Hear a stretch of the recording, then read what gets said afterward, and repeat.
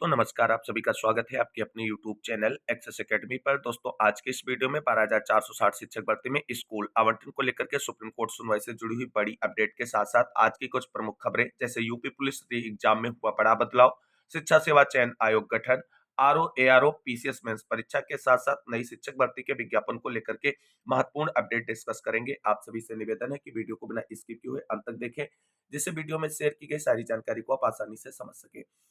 तो आइए दोस्तों, शुरू करते हैं आज का ये वीडियो। सबसे पहले बात करेंगे 12,460 शिक्षक भर्ती में सुप्रीम कोर्ट सुनवाई और चयनितों के आज के कार्यक्रम में बड़े बदलाव से जुड़ी हुई महत्वपूर्ण अपडेट के बारे में। दोस्तों, जैसा कि आप सभी लोग जानते हैं, 12,460 शिक्षक भर्ती में सुप्रीम कोर्ट में आज महत्वपूर्ण सुनवाई लगी हुई है, जहां पर लीडिंग याचिका उमेश चंद्र वाली याचिका के साथ जितनी भी कनेक्टेड याचिका है, चाहे अर्चना राय की हो, चाहे रूप सिंह चाहर की हो, रवि कुमार की हो, इन सभी याचिकाओं को आज बेंच के रूप में सुना जाएगा। सुनवाई के लिए इन्हें कोर्ट नंबर 10 में सीरियल नंबर 60 पे लिस्टेड किया गया है। सरकार की तरफ से जो भी कार्रवाई करनी थी वो कार्रवाई की जा चुकी है और सरकार ने अपना काउंटर एफिडेविट फाइल कर दिया है और स्टेटस क्यू वाले आर्डर को लेकर के क्लेरिफिकेशन याचिका भी जो है सुप्रीम कोर्ट में फाइल कर दी गई है सरकार की तरफ से। अब आप सभी को बता दें, आज की सुनवाई के लिए सरकार की तरफ से अंकित गोयल सर की प्रेजेंटेशन कंफर्म है, लेकिन ऐश्वर्या भाटी मैम की प्रेजेंटेशन को लेकर के अभी किसी भी प्रकार का कंफर्मेशन निकलकर सामने नहीं आया है। आज सुबह कोर्ट खुलते ही जब सरकार की तरफ से अधिवक्ता पहुंचकर केस मेंशन कराएंगे तो वहां से चीजें क्लियर हो जाएंगी कि सरकार की तरफ से आज ऐश्वर्या भाटी मैम प्रेजेंट हो रही हैं सुनवाई के लिए या केवल और केवल अंकित सर बहस करेंगे। क्योंकि आप सभी को बता दें, जितना आसान लोग समझ रहे हैं उतना आसान आज की सुनवाई है नहीं दोस्तों।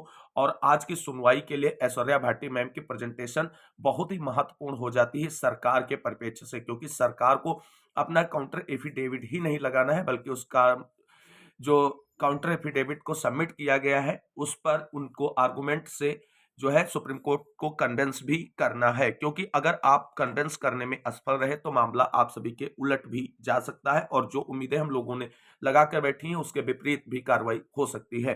तो इसलिए आप सभी साथियों को बता दें, आज की प्रेजेंटेशन जो होनी है सुप्रीम कोर्ट के अंदर, सरकार को अपना पक्ष रखना है, उसके लिए ऐश्वर्या भाटी मैम अवश्य होनी चाहिए। अब ये चीजें देखते हैं कि जब कोर्ट खुलती है, केस मेंशन होता है, क्या ऐश्वर्या भाटी मैम प्रेजेंट होंगी या उनकी जगह तुषार मेहता सर को सरकार खड़ा करने जा रही है। ये चीजें तभी क्लियर हो पाएंगी जब आज की केस मेंशनिंग की प्रक्रिया होगी। वहीं आपको बता दें, अचयनितों की तरफ से सरकार को रोकने के लिए पुरजोर प्रयास किया जा रहा है। कल ही देर शाम तक ब्रीफिंग की प्रक्रिया उनकी तरफ से चलती रही अपने अधिवक्ताओं की, लेकिन आप सभी को बता दें, जिस तरीके से सरकार ने 12,460 शिक्षक भर्ती में चयनितों को स्कूल आवंटन के लिए दोहरी चाल चली है सुप्रीम कोर्ट के अंदर, उससे जो है अचयनितों के कहीं ना कहीं आधे हौसले पस्त हो चुके हैं। क्योंकि सरकार पूरी तरीके से चयनितों के स्कूल आवंटन को लेकर के आगे बढ़ती नजर आ रही है।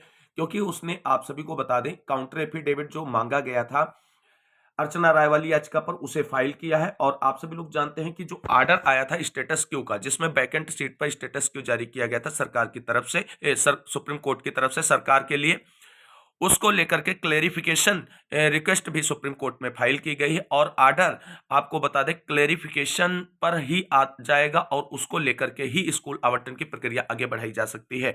अगर सुप्रीम कोर्ट के आर्डर क्लेरिफिकेशन में ये चीज निकलकर सामने आई कि सेकेंड काउंसलिंग के बाद वैकेंट सीट पर जो है स्टेटस क्यों जारी किया गया है, तो चयनितों के स्कूल आवंटन की राह आसान होगी। लेकिन दोस्तों, ये यहाँ पर निगेटिव साइड भी है, उसको जरूर देखें कि मान लीजिए अगर आर्डर क्लेरिफिकेशन में ये निकलकर सामने आता है कि सुप्रीम कोर्ट ने 6470 पदों को जो है वैकेंट माना है और उस पर स्टेटस क्यों जारी किया है, तो आप सभी को बता दें आर्डर क्लेरिफिकेशन से आप सभी के स्कूल आवंटन की राह नहीं खुलने वाली है।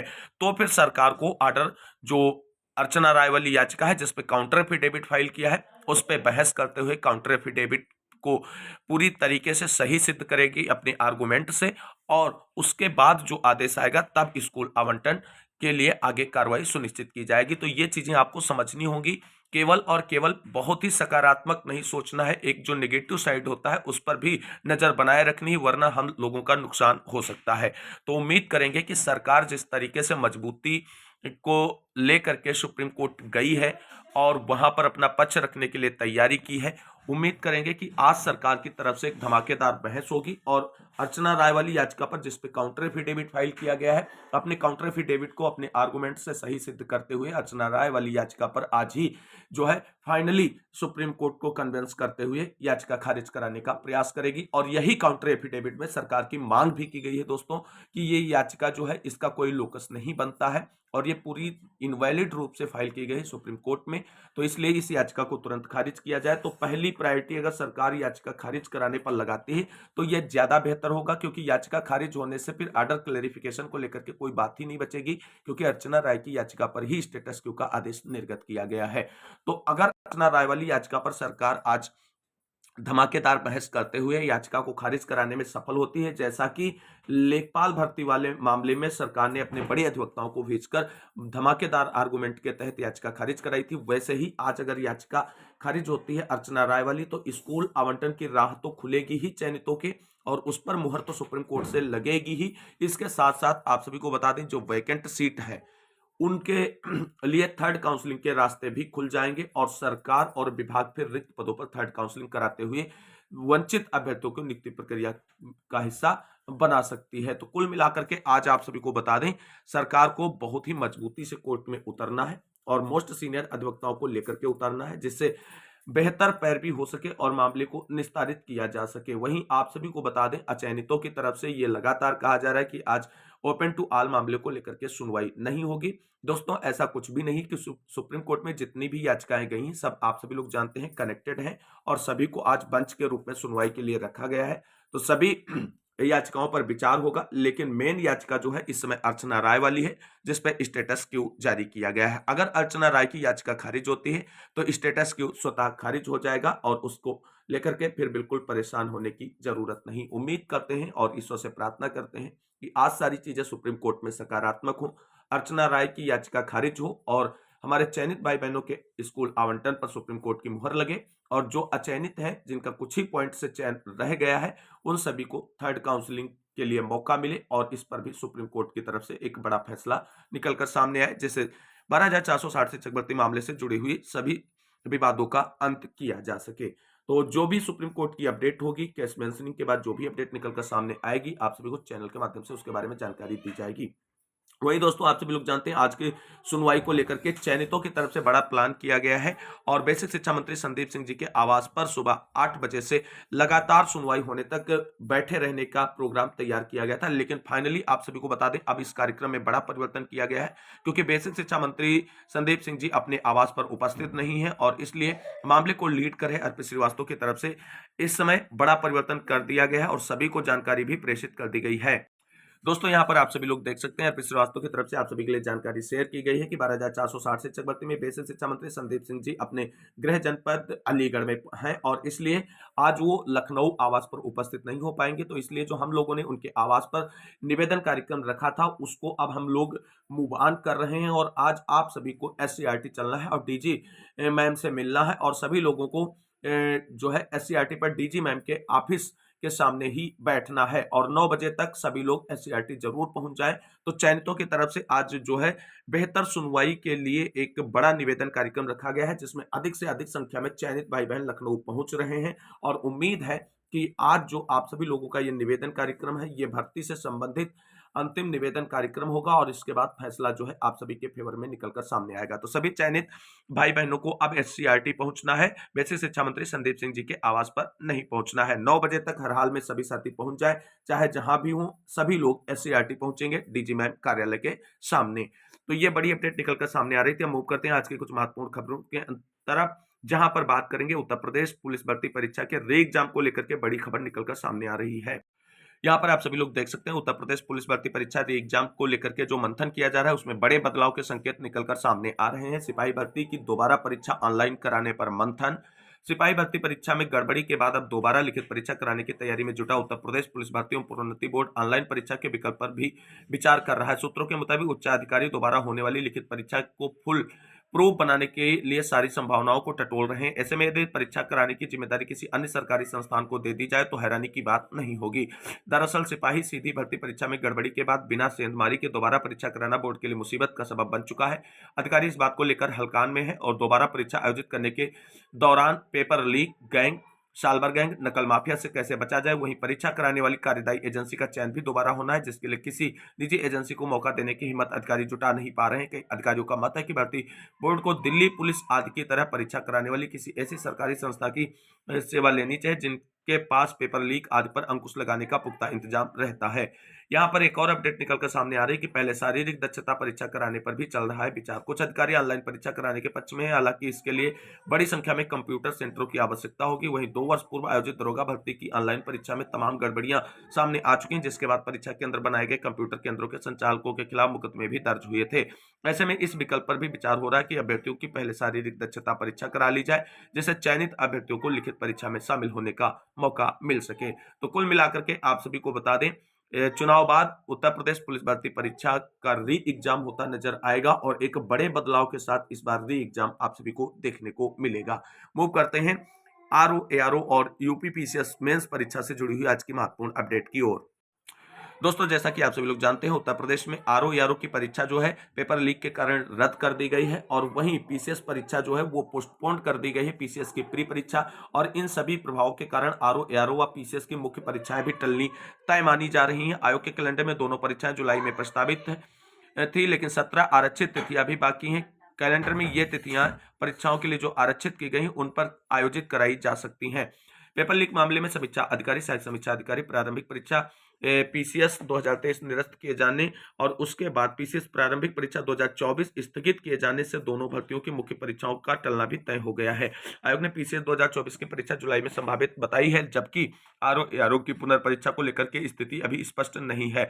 आरओ एआरओ के 411 पदों पर भर्ती के लिए प्रारंभिक परीक्षा 11 फरवरी को आयोजित की गई थी। परीक्षा में से पहले दोनों पालियों के प्रश्न पत्र वायरल हो जाने से छात्रों ने परीक्षा निरस्त किए जाने की मांग को लेकर के आंदोलन शुरू कर दिया। आयोग एवं शासन स्तर से जांच की कार्रवाई की गई और प्रारंभिक परीक्षा निरस्त करने का निर्णय लिया गया। आयोग ने पुनर्परीक्षा के लिए अभी कोई तिथि तय नहीं की है। वही 17 मार्च को पीसीएस 2024 की प्रारंभिक परीक्षा प्रस्तावित थी। आरओ एआरओ पेपर लीक प्रकरण के बाद आयोग ने पीसीएस प्री 2024 को स्थगित कर दिया। पीसीएस के 220 पदों पर भर्ती के लिए प्रारंभिक परीक्षा अब जुलाई में संभावित है। आयोग के कैलेंडर में पीसीएस मुख्य परीक्षा 2023 का आयोजन 7 जुलाई से और आरओ एआरओ की मुख्य परीक्षा 2023 का आयोजन 28 जुलाई से प्रस्तावित है। आरओ एआरओ प्रारंभिक परीक्षा निरस्त होने के बाद अब मुख्य परीक्षा भी तय समय पर नहीं हो सकेगी। वहीं आयोग ने पीसीएस प्रारंभिक परीक्षा 2024 को स्थगित करते हुए जुलाई में इसे संभावित बताया, जबकि पहले जुलाई में मुख्य परीक्षा प्रस्तावित थी। ऐसे में पीसीएस मुख्य परीक्षा का टलना भी तय हो गया है। वहीं आयोग के कैलेंडर में वे अप्रैल से दिसंबर तक 17 तिथियां परीक्षाओं के लिए आरक्षित हैं। आरओ एआरओ एवं पीसीएस मुख्य परीक्षाओं के लिए प्रस्तावित तिथियां भी अब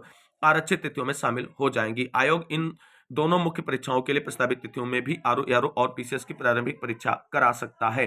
कौन कौन सी तिथियां जो हैं वो आरक्षित हैं उन पर नजर डाल लेते हैं कि आयोग के वर्ष 2024 के कैलेंडर में अप्रैल से दिसंबर तक परीक्षाओं के लिए 17 तिथियां आरक्षित हैं। दोनों परीक्षाएं इन आरक्षित तिथियों में ही कराई जा सकती हैं। आरक्षित तिथियों में 28 एवं 30 अप्रैल, 1, 5, 12 एवं 19 मई, 2, 16 एवं 30 जून, 21 जुलाई, 6 अगस्त, 8 सितंबर, 6 एवं 27 अक्टूबर, 17 नवंबर और 15 एवं 25 दिसंबर शामिल है।